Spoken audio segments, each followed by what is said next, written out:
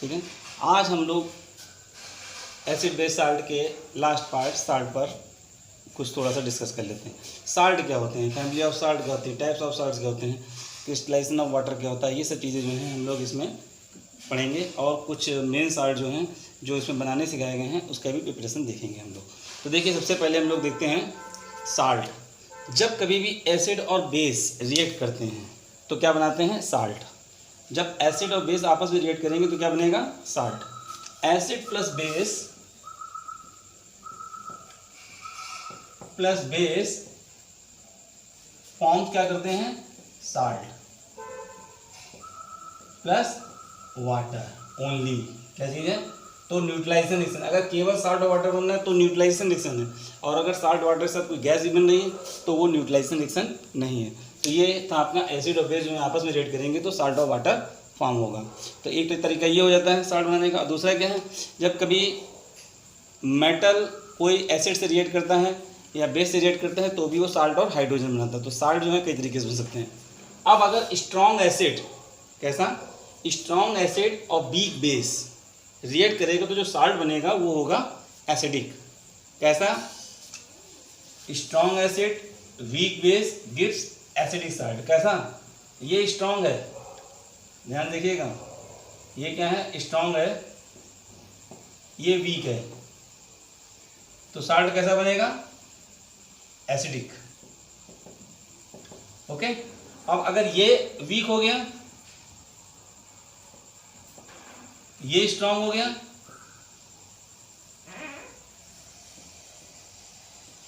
ये वीक हो गया, ये स्ट्रांग हो गया, तो क्या साल्ट बनेगा, बेसिक। ठीक है। अब अगर दोनों स्ट्रांग हैं,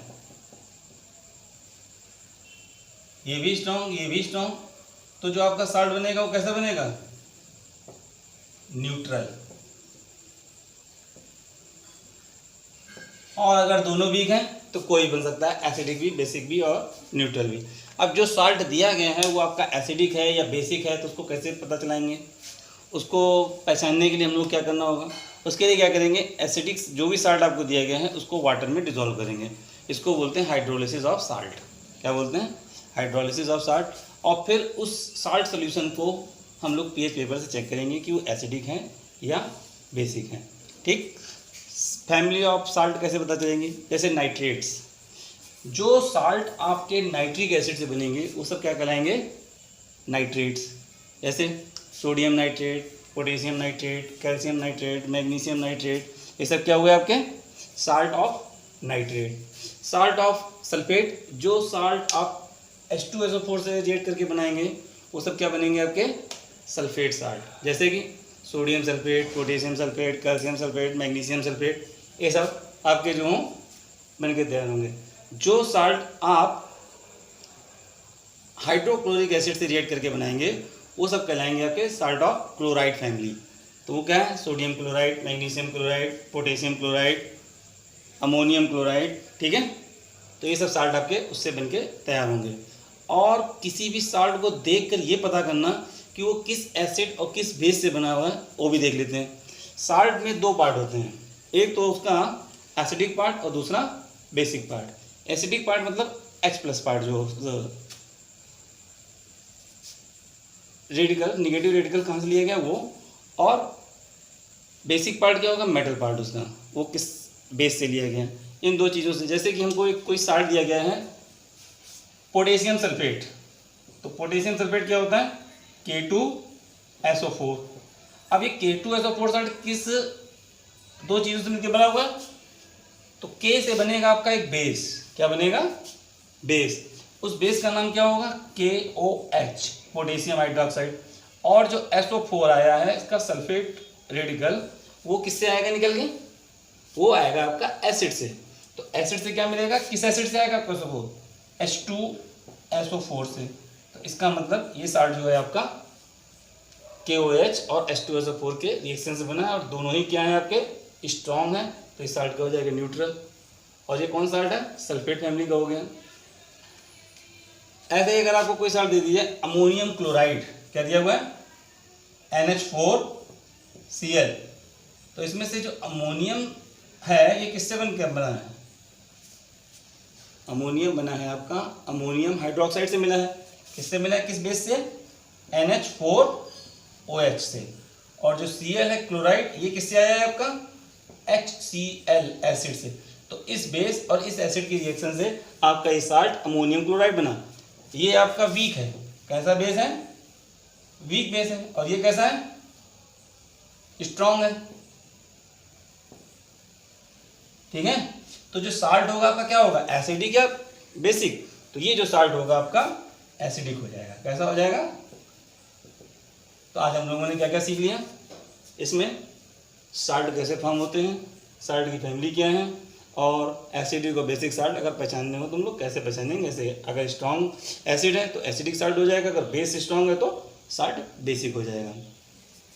अब आता है आपका प्रिपरेशन ऑफ साल्ट। क्या चीज़ आती है, preparation of salt.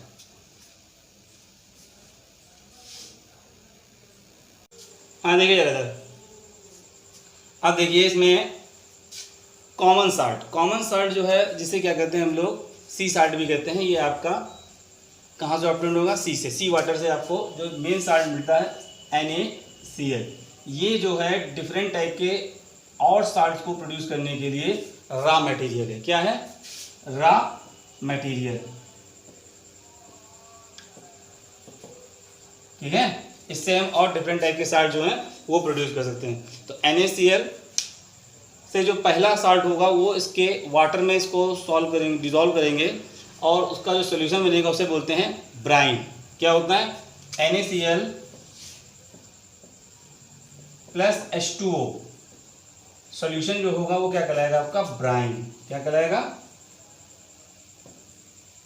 Brine solution बोलते हैं। क्या बोलते हैं, ब्राइन सोल्यूशन।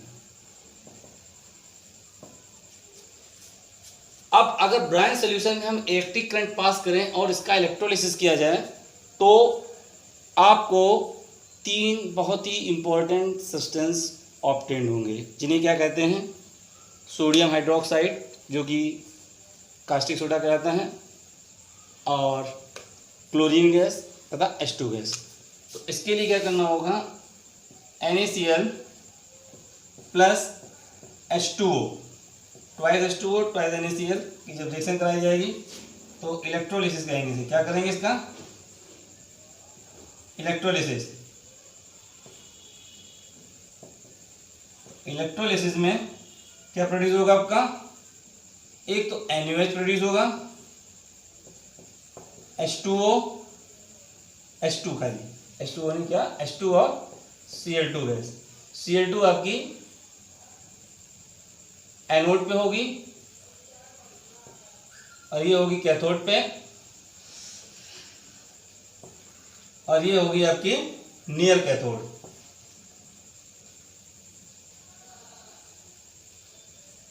ठीक है, नियर कैथोड, कैथोड और एनोड पे। अब चूंकि इस प्रोसेस में आपको क्या क्या ऑब्टेन हो रहा है उसके आधार पर इसका जो नाम है, एक तो इसमें मिल रही है आपको क्लोरीन। क्या मिल रही है, क्लोरीन, जिस वजह से इसको नाम दिया गया है क्लोर। क्या दिया गया है, क्लोर। और दूसरी चीज प्रोड्यूस हो रही है एल्कली। NaOH क्या होता है, एल्कली होता है, इसलिए इसको बोलते हैं क्लोर alkali, क्लोर alkali process.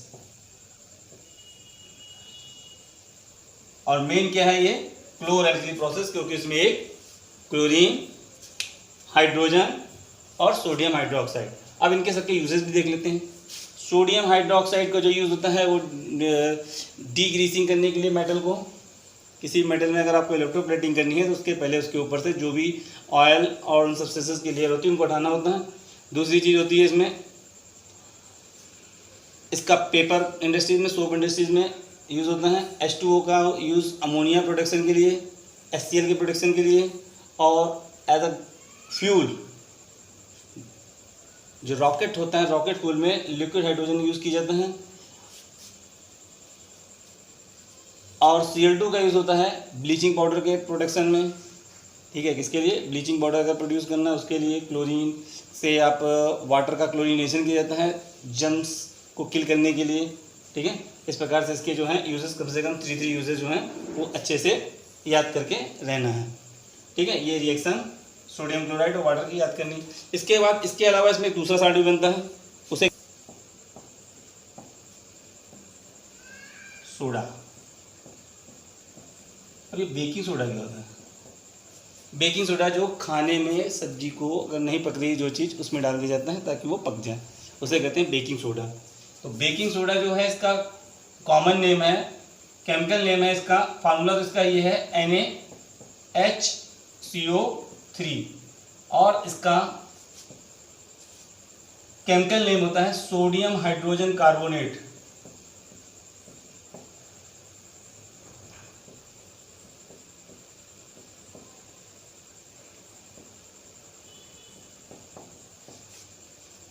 Carbonate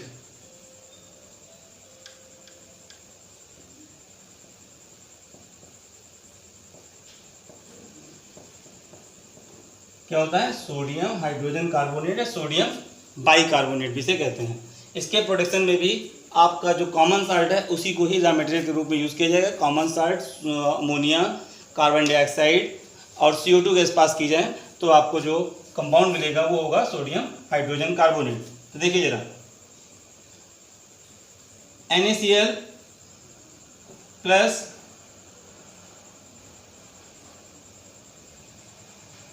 CO2 plus NH3 plus H2O, ये जब सारी चीज़ें मिली तो क्या बनेगा आपका?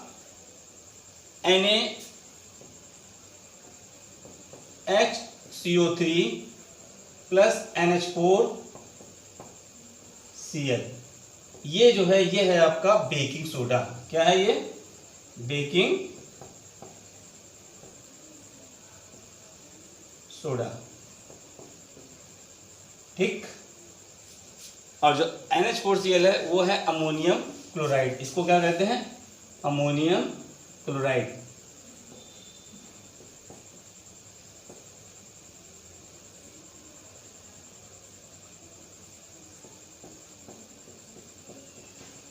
ओके, तो ये हो गया अमोनियम क्लोराइड।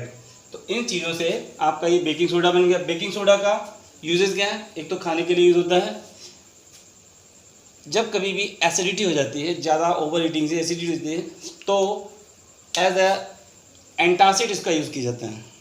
दूसरी चीज़, बेकिंग सोडा का यूज़ होता है बेकिंग पाउडर में। किसमें होता है? Baking powder.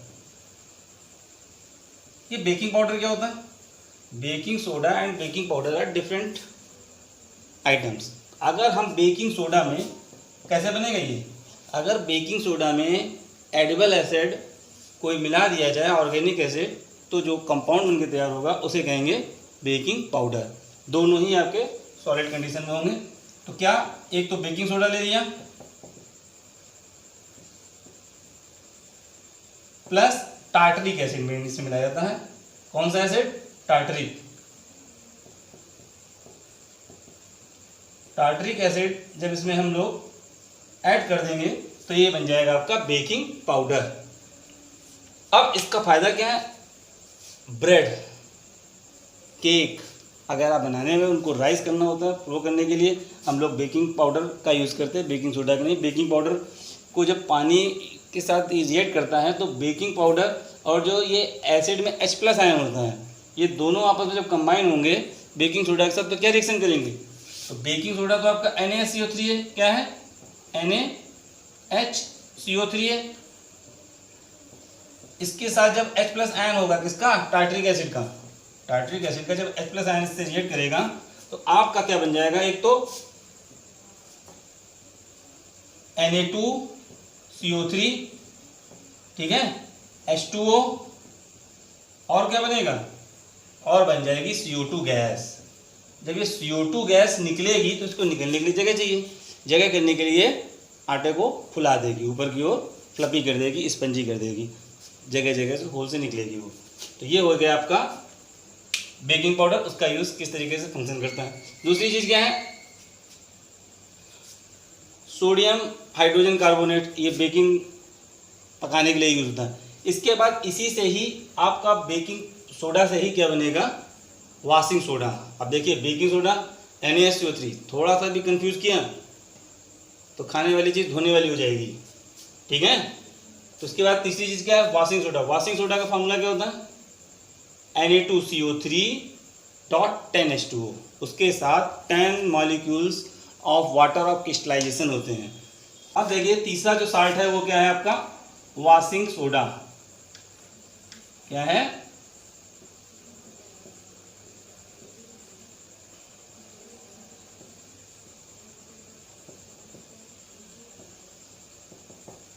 वॉशिंग सोडा का जो केमिकल नेम तो वॉशिंग सोडा कहते हैं, और कॉमन नेम होगा आपका वॉशिंग सोडा, और केमिकल नेम है इसका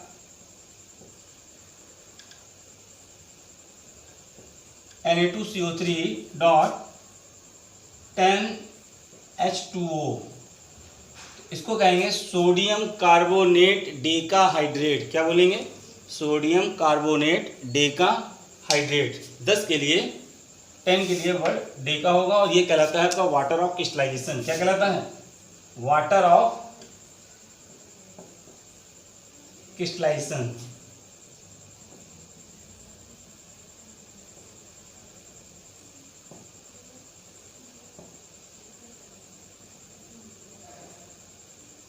ठीक है, वाटर ऑफ क्रिस्टलाइजेशन। अब डेफिनेशन क्या है वाटर ऑफ क्रिस्टलाइजेशन की, the fix amount of water which is added to a unit formula, one formula unit is known as water of crystallisation. एक फार्मूला यूनिट के साथ जितना भी फिक्स अमाउंट, ये फिक्स रहेगा, सोडियम कार्बोनेट के हर एक मॉलिक्यूल के साथ 10H2O ही जाएगा, 9 नहीं जाएगा किसी के साथ, ठीक है।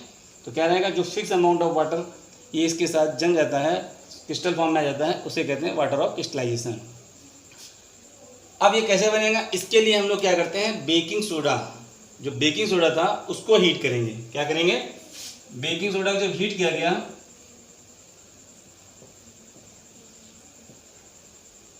ट्वाइस NaSO3 को हीट किया गया, तो क्या फॉर्म होगा आपका, Na2CO3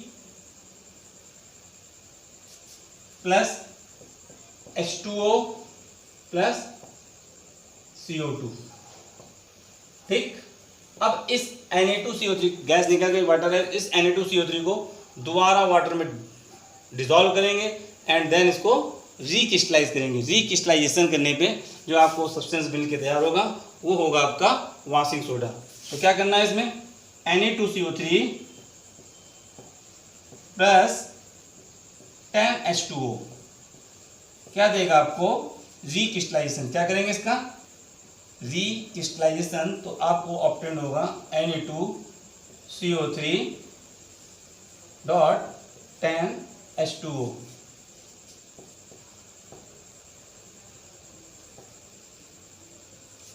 अब वॉशिंग सोडा का जो यूज है वो क्या है,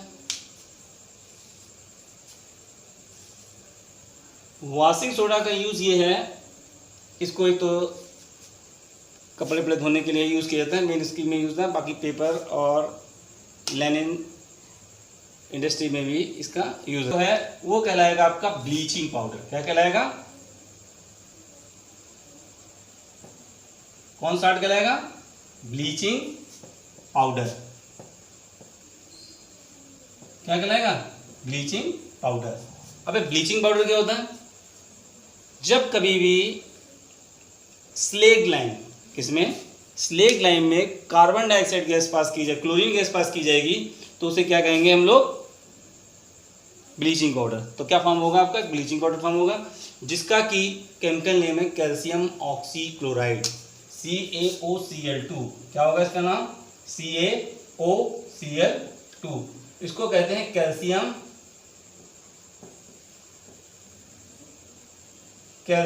ऑक्सीक्लोराइड। ठीक है, क्या कहलाएगा ये, कैल्शियम ऑक्सीक्लोराइड CaOCl2। तो इसके लिए क्या है, आपको सिर्फ CaOH होल ट्वाइस में क्या पास करना है, क्लोरीन गैस पास करेंगे तो क्या फॉर्म हो जाएगा, CaOH OCl2 प्लस H2O इससे रिलीज हो जाएगा। तो ये क्या हो गया आपका ब्लीचिंग पाउडर। इसे क्या कहते हैं? Bleaching powder.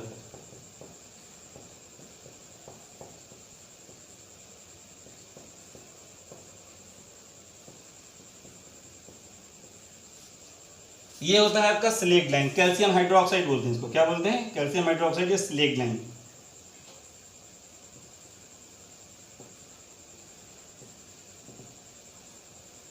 यूजेस क्या है इसका? क्लोरीन को स्टोर करने का सिर्फ यही तरीका है।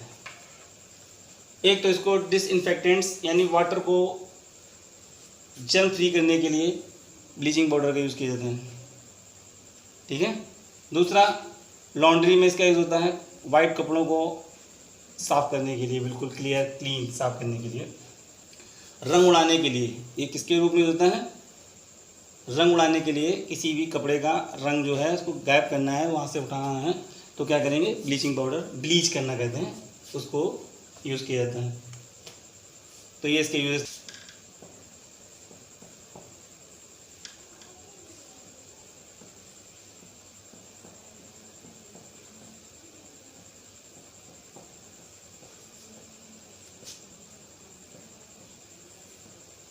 प्लास्टर ऑफ पेरिस को शॉर्ट में लिख देते हैं हम लोग POP।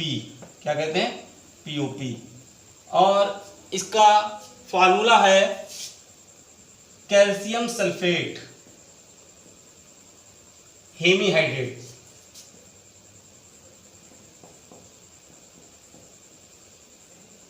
ठीक है, क्या नाम है इसका? Calcium sulphate hemihydrate. ठीक है।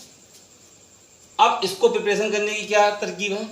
इसका प्रिपरेशन करने के लिए जिप्सम, जो एक कंपाउंड साल्ट होता है जिसका कि फार्मूला है CaSO4.2H2O।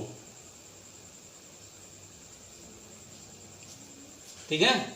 तो कैल्शियम जिप्सम को जब हीट किया जाए 100 डिग्री सेल्सियस पे या 373 केल्विन पे, तो जिप्सम जो है किसमें डिकम्पोज हो जाता है? प्लास्टर ऑफ पेरिस में। अब प्लास्टर ऑफ पेरिस में तो कैसे होगा? CaSO4.2H2O। इसको जब हम लोग हीट करेंगे कितने डिग्री सेल्सियस पे? 100 डिग्री सेल्सियस पे, तो क्या फॉर्म होगा? CaSO4.12H2O प्लस इतना अमाउंट ऑफ वाटर निकल जाएगा। ये क्या कहलाता है? आपका जिप्सम।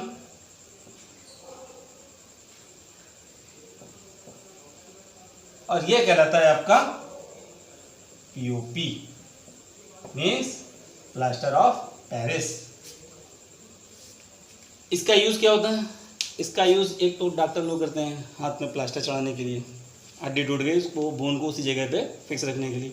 दूसरा, फॉल्स रूफ की डेकोरेशन के लिए छत की क्या कर देते हैं, जो किनारे किनारे डिजाइन बनाई जाती है वो सब भी आपकी POP से होती है। टॉय, मूर्तियाँ, स्टैचू वगैरह जो हैं आपके POP वगैरह से बनते हैं। तो ये इसके यूजेस हो गए। अब इसमें एक बहुत इंपॉर्टेंट क्वेश्चन है कि जो कोई भी मॉलिक्यूल हाफ नहीं होता है, कैसा होता है? फुल होता है हमेशा। ये हाफ मॉलिक्यूल कैसे हो गया? तो इसका रीज़न ये है कि कैल्शियम सल्फेट के 2 मॉलिक्यूल, कितने मॉलिक्यूल? कैल्शियम सल्फेट के 2 मॉलिक्यूल के बीच में वाटर का 1 मॉलिक्यूल होता है। ठीक है। ये जो कैल्शियम सल्फेट है उसके 2 मॉलिक्यूल के बीच में वाटर का 1 मॉलिक्यूल कंपाउंड है, तो एक के हिस्से में आधा आ रहा है, बस ये फार्मूला है। तो ध्यान रखेंगे इसको, बहुत ही इंपॉर्टेंट चीज़ है।